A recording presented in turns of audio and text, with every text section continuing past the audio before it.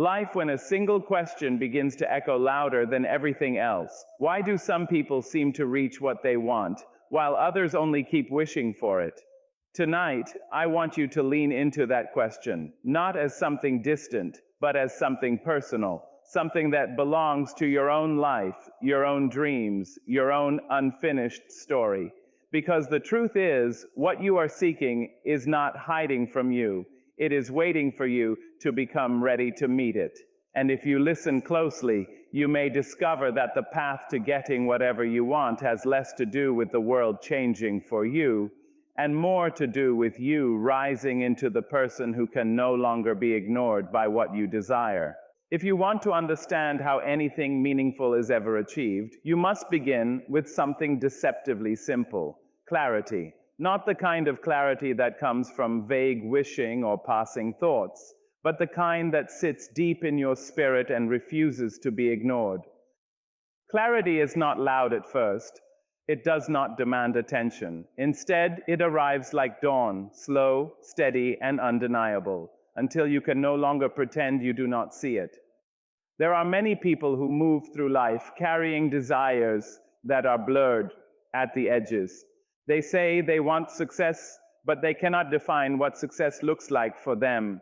They say they want happiness, but they have never asked themselves what truly brings their heart to rest. And so they wander, not because they are incapable, but because they have never taken the time to decide with honesty what they are actually reaching for. Clarity asks more of you than imagination. It asks you to be still long enough to face yourself without distraction. It asks you to strip away what the world told you to want and uncover what still remains when all of that noise is removed. In that quiet space, you begin to see that desire is not just about wanting more, but about wanting what is true for you. When you are clear, your actions begin to change without force. You no longer waste energy running in 10 different directions, hoping something will work. Instead, your focus sharpens. Your choices become deliberate. Even your silence begins to serve a purpose. Clarity turns confusion into direction, and direction is the first form of progress. But clarity is not only about knowing what you want, it is also about knowing what you are willing to let go of. Because every real desire requires a sacrifice of distraction. You cannot walk towards something meaningful while still holding tightly to everything that keeps you stuck. There comes a moment when you must decide that your future deserves more attention than your fear. And once clarity takes root within you, something quiet but powerful begins to happen. The world begins to respond differently. Opportunities that once felt invisible begin to reveal themselves. Paths that once seemed blocked begin to open. Not because the world changed overnight, but because you finally learned how to see it with purpose. So if you are seeking anything in life, do not begin with speed. Do not begin with pressure. Begin with honesty. Sit with yourself and ask the question that so many avoid. What do I truly want? Beneath all confusion, beneath all expectations, beneath all fear. Because once you can answer that without hesitation, you will no longer be lost. You will be directed. And a directed life, even when it moves slowly, will always arrive farther than a scattered one ever could. Once clarity has taken its place within you, there comes a moment where knowing is no longer enough. Many people stop at vision. They see it clearly, they speak of it beautifully, they even feel it deeply in quiet moments, but they never cross the bridge from thought into action. And it is here that life begins to separate those who merely dream from those who become. Discipline is the quiet force that decides everything. It is not loud. It does not announce itself. It does not wait for motivation to arrive like a faithful companion. Discipline is what remains when excitement fades and no one is watching. It is the decision to continue when the feeling of inspiration has left the room. And in that sense, discipline is far more honest than desire, because it reveals what you are truly committed to, not what you only enjoy imagining. There will be days when your mind argues with your purpose, It will tell you to wait for a better moment, a better mood, a better version of yourself that does not yet exist. But discipline does not negotiate with delay. It understands something essential, that life does not reward intention alone, but repeated effort. The small things you choose to do consistently become the architecture of your future. It is easy to believe that great success is born from great moments, but the truth is far simpler and far more demanding. It is born from ordinary days, repeated without applause. It is built in the hours no one sees, in the effort that feels unimportant at the time, in the quiet refusal to give up when nothing seems to be changing. And yet, these are the very moments that shape everything. You must understand that action is not always dramatic. Sometimes it is as simple as showing up again, writing another line, practicing one more time, trying again after disappointment has already spoken its harsh words. These small acts may appear insignificant, but over time they gather strength. They accumulate into momentum, and momentum, once created, becomes difficult for anything to stop. Many people wait for the perfect conditions before they begin, but perfection is often a disguise for fear. It is the mind's way of protecting you from the discomfort of becoming. Discipline asks you to move anyway, to act even when conditions are imperfect, even when confidence is not complete, even when results are not immediate. And slowly, something changes within you. You stop being someone who only reacts to life, and you become someone who shapes it. Your actions begin to define you more than your intentions ever could. You no longer measure your progress by how you feel in a moment, but by what you have consistently done over time. This is how wishing turns into winning, not through sudden transformation, but through steady repetition, through the willingness to return to your effort again and again until it becomes part of who you are. And when discipline becomes your habit, what once felt distant no longer feels impossible. It begins to feel inevitable. There is a conversation that never stops in your life, even when everything around you becomes silent. It is the conversation you have with yourself. It begins before you speak to anyone else in the morning, and it continues long after the world has stopped paying attention to you. And whether you recognize it or not, that inner voice is shaping the way you move through every single moment of your existence. If that voice is filled with doubt, then even your strongest efforts begin to feel fragile. You start to question what you are capable of before you have even tried. You hesitate where you should move forward. You shrink where you were meant to expand. And slowly, without realizing it, you begin to live a life that is smaller than the one you were given the ability to live. But when that same voice begins to speak with belief, something remarkable happens. Not because the world instantly changes, but because you do.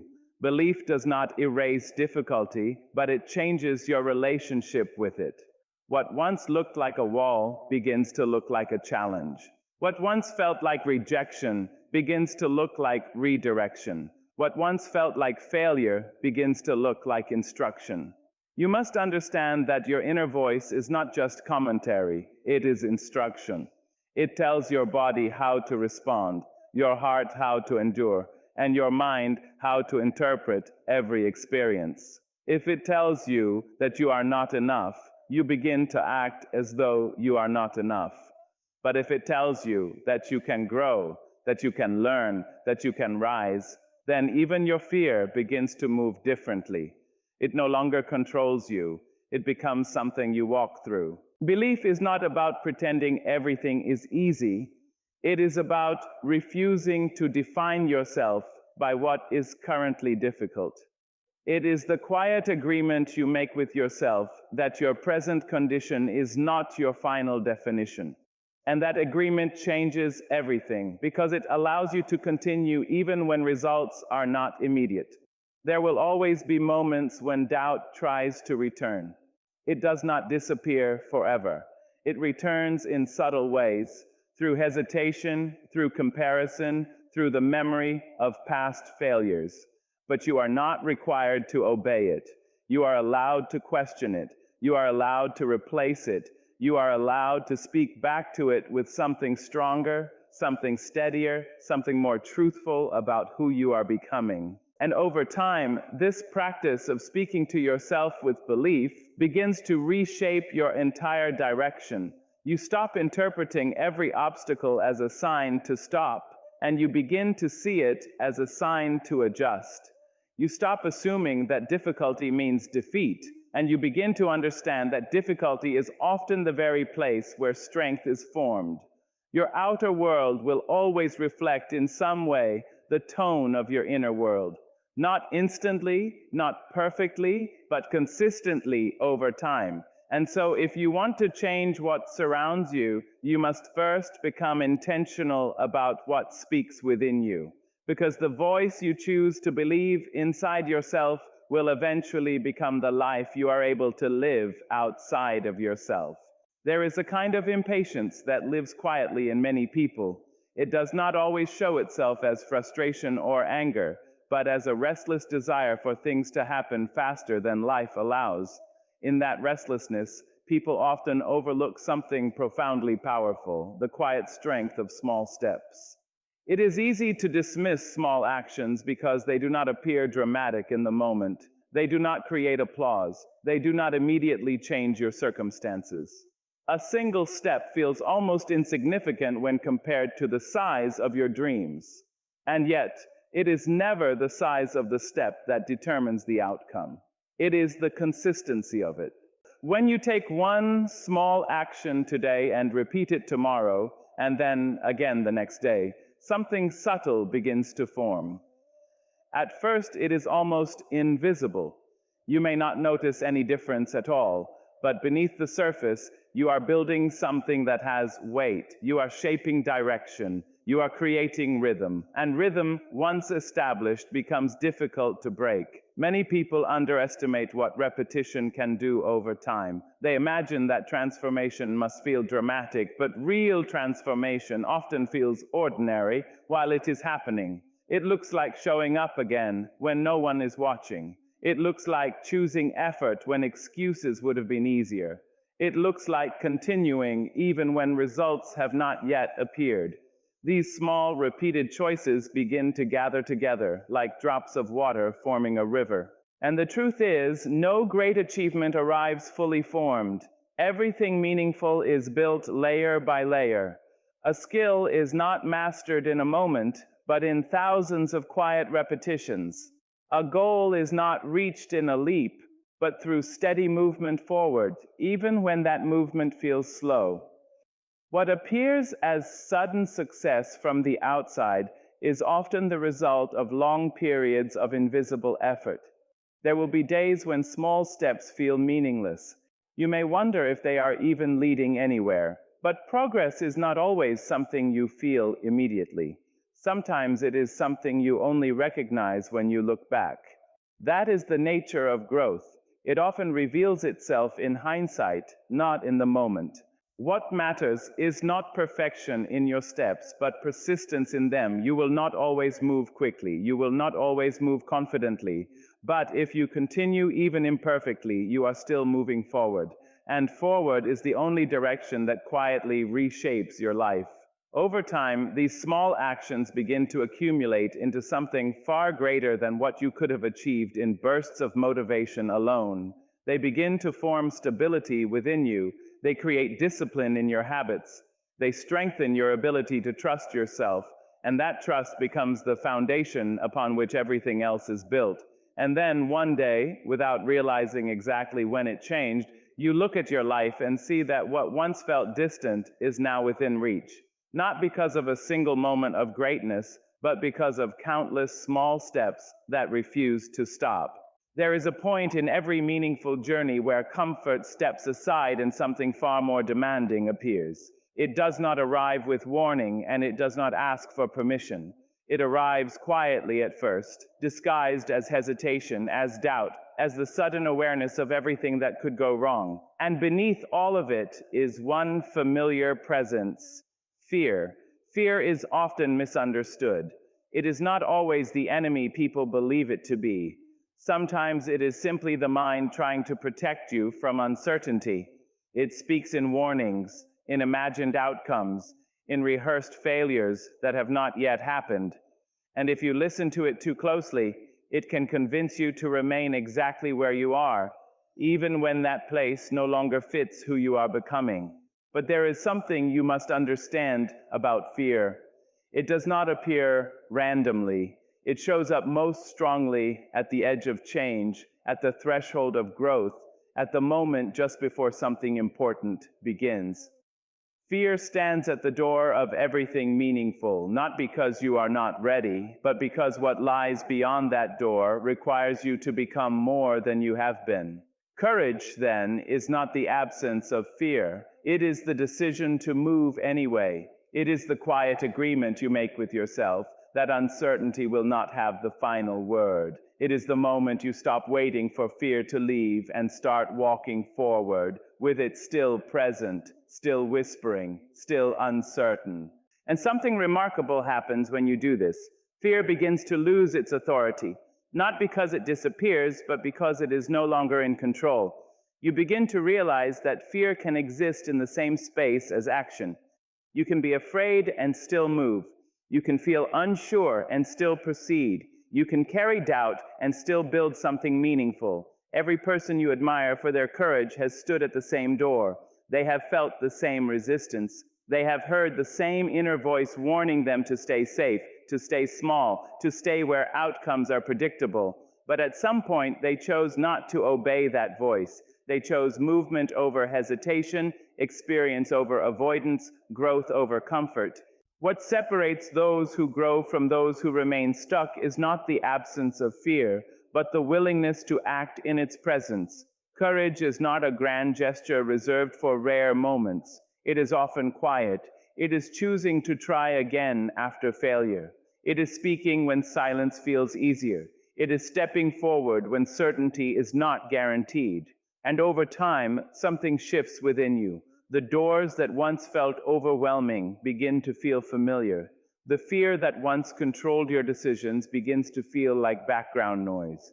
You start to realize that you are not defined by what scares you, but by what you choose to do in spite of it. In that realization, courage becomes less of a moment and more of a way of living, and life, once ruled by hesitation, begins to open itself in ways you could not access while standing still. There is a quiet truth that many people overlook while they are waiting for opportunity to appear. They imagine luck as something sudden, something that falls from the sky without warning, something that belongs only to chance. But what they do not always see is that what looks like luck from a distance is often the result of preparation that no one witnessed. Preparation is rarely impressive in the moment. It does not carry applause. It does not attract attention. It does not announce itself as something important. In fact, it often feels ordinary, even invisible. It is the hours spent learning when no one is asking you to learn. It is the effort you make when there is no immediate reward. It is the discipline of practicing something long before you are asked to perform it. And because preparation happens in silence, many people underestimate its value. They believe that success belongs to those who are simply in the right place at the right time. But being in the right place is rarely accidental. More often, it is the result of repeated effort that positions someone exactly where opportunity could finally recognize them. When people say someone was lucky, they are often only seeing the moment of arrival, not the long road that led there. They see the stage, but not the rehearsals. They see the result, but not the countless attempts that came before it. They see the recognition, but not the quiet persistence that made recognition possible. Preparation changes you before it changes your circumstances. It sharpens your understanding. It strengthens your confidence. It builds a foundation within you that can hold greater responsibility when it arrives.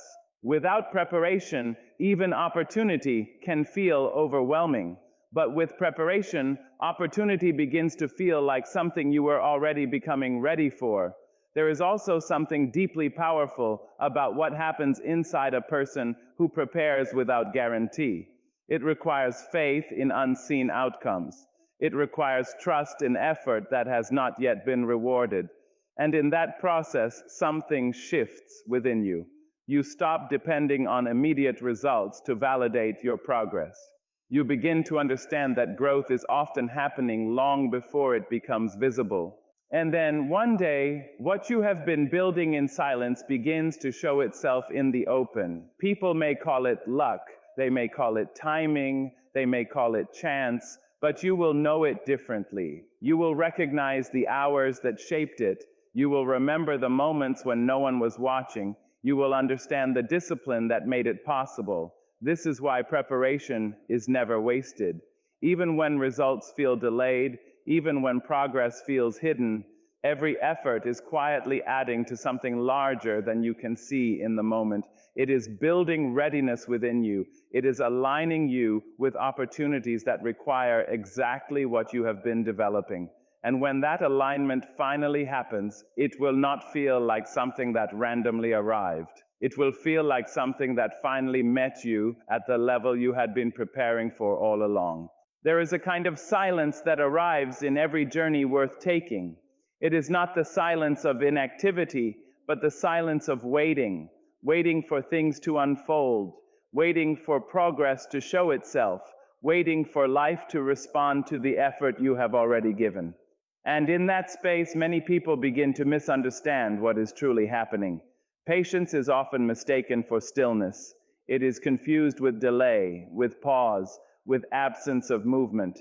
But real patience is never empty. It is active in ways that are not always visible. It is the quiet strength of continuing when results have not yet arrived.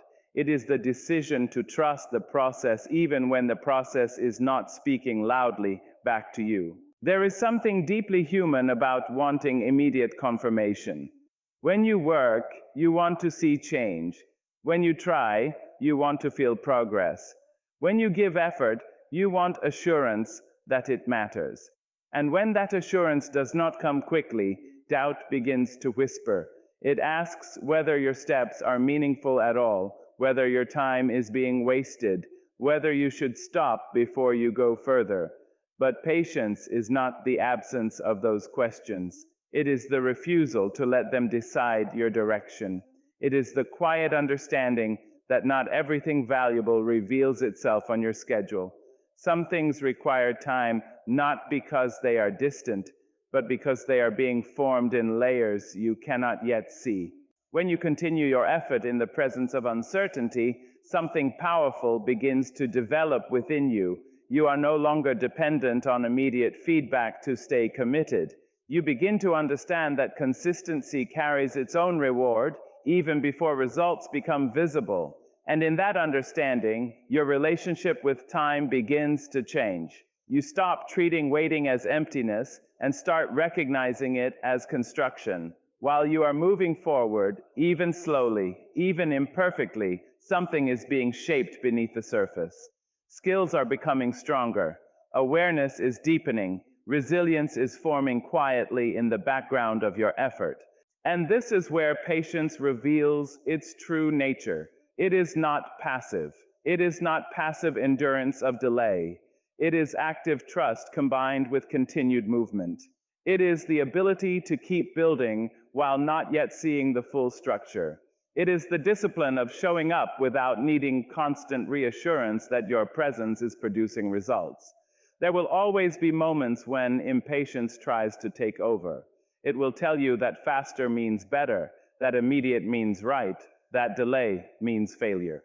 But life rarely moves according to urgency alone. It moves according to readiness, alignment, and timing that is shaped by factors far beyond immediate perception.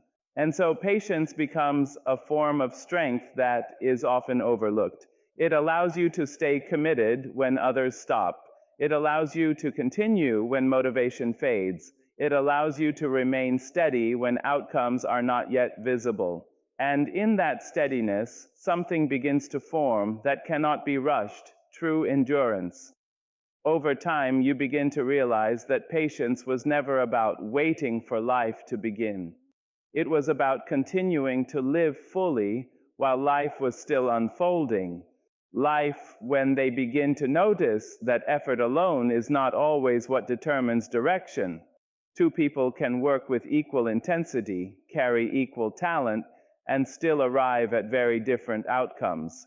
And often the difference is not only within them, but around them, in the unseen influence of the environments they live in, the voices they listen to, and the energy they absorb without even realizing it. Your environment is not just the place where you exist, it is the atmosphere that shapes how you think, what you believe is possible, and how you respond to your own potential. It speaks to you in subtle ways. It either expands your sense of what you can become, or it quietly compresses it. And because it is constant, it becomes easy to underestimate its power. There are environments that encourage growth without saying a word. They do not need to pressure you, because their very presence reminds you that becoming more is natural. In such spaces, effort feels supported, ambition feels normal, learning feels alive. You begin to stretch without being forced, because what surrounds you makes expansion feel like the expected path, not an exception. But there are also environments that do the opposite in ways that are not always obvious at first. They may feel familiar, even comfortable, but they slowly shape hesitation into habit. They make limitation feel reasonable. They normalize delay, comparison, and doubt.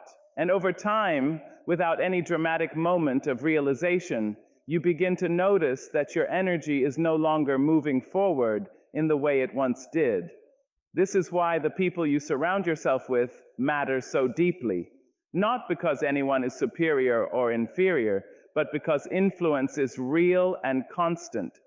The voices you hear regularly become the voices you eventually internalize.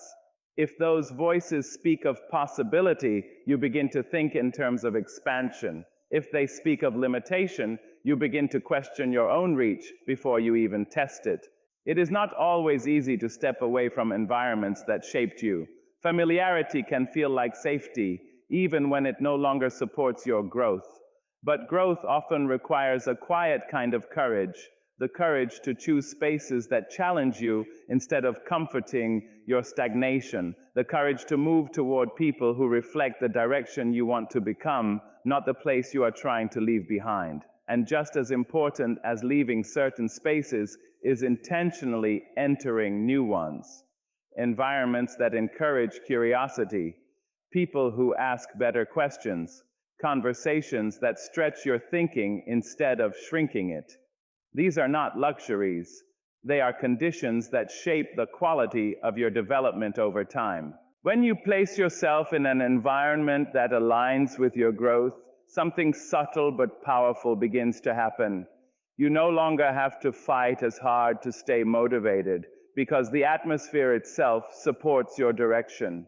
Your habits begin to adjust. Your thinking begins to sharpen. Your standards begin to rise almost naturally. In the end, your environment is not just where you live, it is what you become accustomed to. And what you become accustomed to quietly becomes what you believe you deserve.